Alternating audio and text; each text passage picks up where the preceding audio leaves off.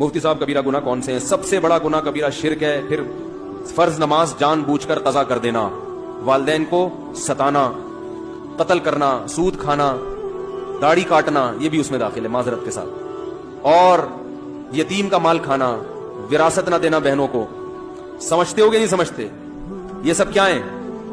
کبیرہ۔ رمضان کا روزہ جان کر چھوڑ دینا، حج فرض ہے پھر بھی نہ کرنا، اور رشتہ داری توڑنا۔